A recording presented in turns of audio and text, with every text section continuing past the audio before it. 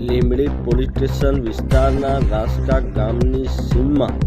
થયેલ ઇલેક્ટ્રિક વાયરની ચોરીના ગુનાનો ભેદ ઉકેલી ચોરીનો ગુનો ડિટેક્ટ કરી ચોરીમાં ગયેલ ઇલેક્ટ્રિક લાઇનના એલિમેન્ટના વાયર આશરે 480 kg કિંમત